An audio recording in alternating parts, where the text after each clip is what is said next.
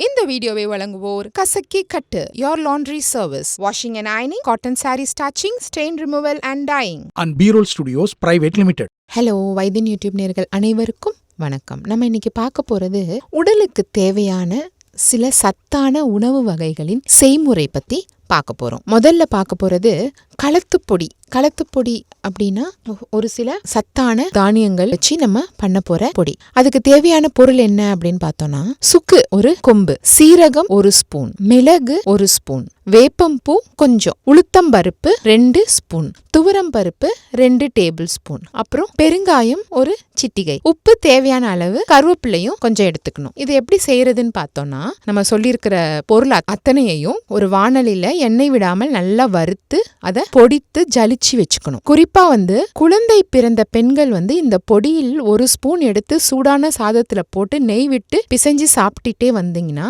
வயிற்றுல வாயுவே வராது.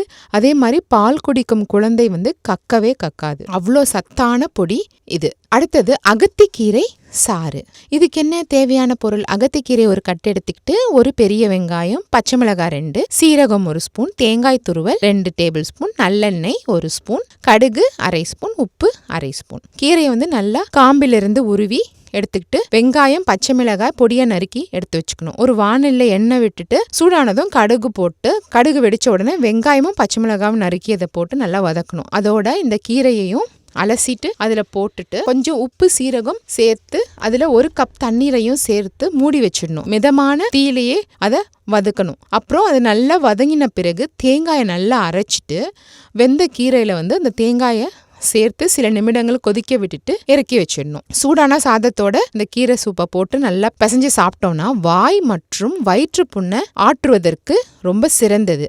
இந்த சாரை வடிகட்டி நம்ம சூப்பு போலவும் குடிக்கலாம். இந்த சாறு வெறும் தண்ணீருக்கு பதில, வெறும் தண்ணீர் ஊத்தி செய்யறதுக்கு பதில அரிசி கழுவுன தண்ணியில செஞ்சோம்னா இன்னும் சுவையா இருக்குமா. அடுத்தது கொத்தமல்லி துவையல். கொத்தமல்லி துவையல் எப்படி பண்றது அப்படின்னு பார்த்தோம்னா, பச்சை கொத்தமல்லி தலை ஒரு கட்டு எடுத்துக்கிட்டு, அப்புறம் பச்சை மிளகாய் 2, புளி 1 பட்டாணி அளவு எடுத்துட்டு, உப்பு 1/2 ஸ்பூன். கொத்தமல்லி தலையை நல்லா கழுவிட்டு அதோட பச்சை மிளகாய், உப்பு, புளி சேர்த்து நல்லா அரைச்சிக்கணும். தண்டோடையே அரைச்சிக்கணும். தண்ணீர் சேர்க்கவே தேவை கிடையாது, ஏன்னா கொத்தமல்லிலேயே தண்ணி இருக்கும். அதே மாதிரி கொத்தமல்லியை வெறும் இலையை மட்டும் அரைக்கக்கூடாது, தண்டோட தான் சேர்த்து அரைக்கணும். இது நல்ல வாசனையோட இருக்கும். இட்லி தோசைக்கு மட்டும் இல்லாம தயிர் சாதத்திற்கும் நம்ம தொட்டு சாப்பிடலாம். புளிக்கு பதிலாக நம்ம எலும்பிச்சை சாறை சேர்த்தோம்னா பித்தம், வாய் கசப்பு போன்றவற்றை இது நீக்கிரும். அடுத்தது மக்காச்சோளம் சாலட். மக்காச்சோளம் சாலடுக்கு என்னென்ன வேணும் பொருள் பார்த்தோம்னா, மக்காச்சோளம் 2 கப்பு, தக்காளி 1, வெங்காயம் 1, மிளகுத்தூள் 2 ஸ்பூன், எலும்பிச்சை பழசாறு 1 ஸ்பூன், கொத்தமல்லி இலை கொஞ்சம், உப்பு தேவையான அளவு எடுத்துக்கணும். இது எப்படி செய்யறது? தக்காளி மற்றும் வெங்காயத்தை ரொம்ப பொடியா நம்ம நறுக்கி எடுத்து வச்சுக்கணும். அடுத்தது மக்காச்சோளத்தை பாதி அளவு வேக வைத்து வச்சுக்கணும். ஒரு பாத்திரத்துல நறுக்கிய தக்காளி, வெங்காயம் மற்றும் வேக வைத்த சோளத்தையும் அதுல போட்டு அதனோட மிளகுத்தூள், உப்பு சேர்த்து நல்லா கிளறிடணும். கிளறி விட்ட பிறகு அதுல கொஞ்சம் எலும்பிச்சை சாறு மற்றும் கொத்தமல்லி இலைய தூவி நம்ம பரிமாறலாம். உடலுக்கு ஆரோக்கியமான சத்து நிறைந்த மக்காச்சோளம் சாலட் இப்போ ரெடி. இது எல்லாருமே சாப்பிடலாம், அந்த அளவுக்கு ஊட்டச்சத்து மிக்க உணவு இது. அடுத்தது மருத்துவ குணங்கள். இதுல என்னென்ன மருத்துவ குணம் இருக்கு? மக்காச்சோளத்துல chloride, calcium, potassium, magnesium, sodium, cobalt, chromium, copper, fluorine, இரும்பு, அயோடின், மேங்கனீஸ், செலினியம் மற்றும் துத்தநாகம் ஆகியவை எல்லாமே இருக்கு.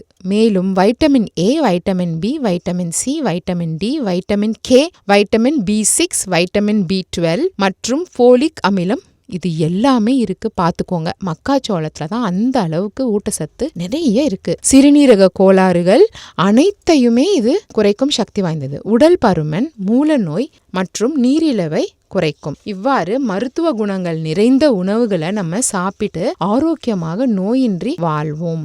இந்த வீடியோ உங்களுக்கு பிடிச்சிருந்ததுன்னா லைக் பண்ணுங்க, ஷேர் பண்ணுங்க. மறந்துடாம வைத்தியன் யூடியூப் சேனலை சப்ஸ்கிரைப் பண்ணுங்க. அந்த பெல் பட்டனையும் கிளிக் பண்ணி வச்சுக்கிட்டீங்கன்னா நாங்க சென்ட் பண்ற எல்லா வீடியோவும் உங்களை உடனே சேரும்.